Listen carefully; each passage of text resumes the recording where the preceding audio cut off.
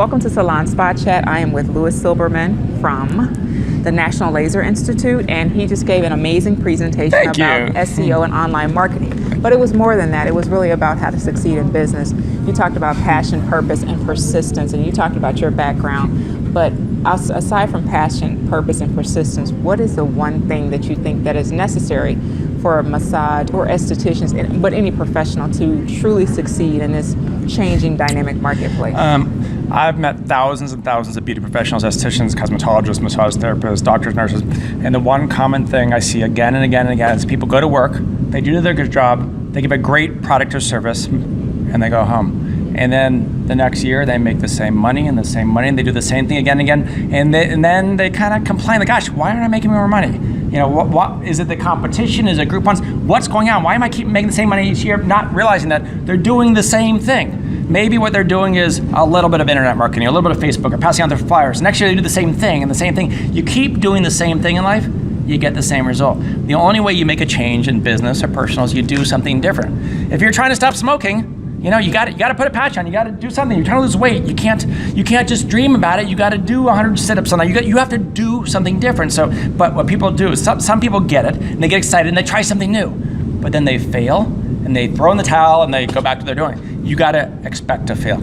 You try something new, you're gonna fail. That's part of the process. You fail, you get back up, you tweak it, you twist it, you do it again and again and again. All of a sudden, boom, it's happening. You shared your story about loss and failure, how you were in a couple of different businesses. Yep. You got a $700,000 or $600,000 investment. Lost it all, yep. Lost it all, but you kept going. You said you had $300 in the bank, yep. And you kept trying. So you also talked about having a point of difference. You used the example of the massage therapist, I'm sorry, the esthetician that you met in Phoenix. Yep. And it's just that point of difference. A lot of people think that their point of difference is their education or the way that they do it, but you talked about having lasting impressions. Yes, you need some education. Yes, you need some skill sets. Yes, you need a good personality. Yes, you need a nice location, nice prices. But everybody's got that. We've all got a good location. We've all got good prices. We've all got a product and service. So why am I going to you?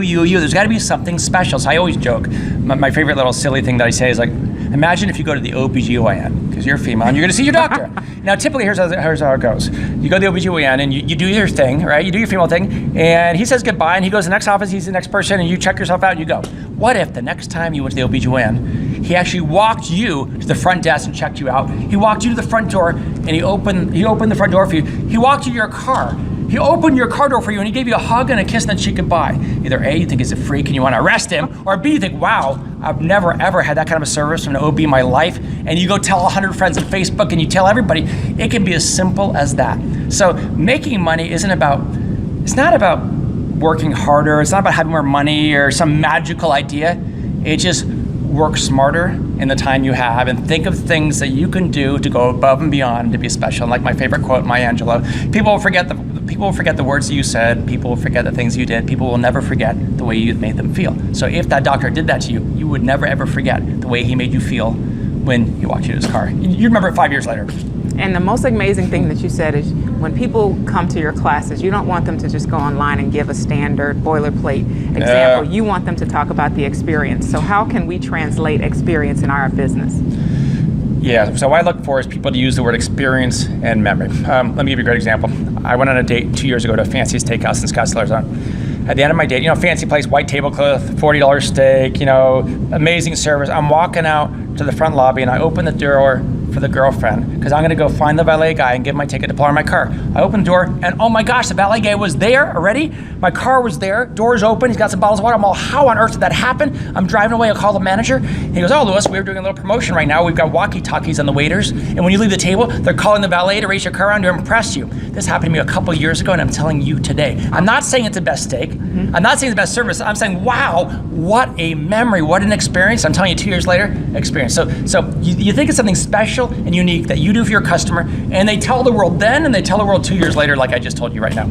Okay, awesome. Well, Louis, this has been the most energetic presentation or interview or presentation that I've heard in quite some time. So it's been a pleasure. I appreciate your time, and thank you so much.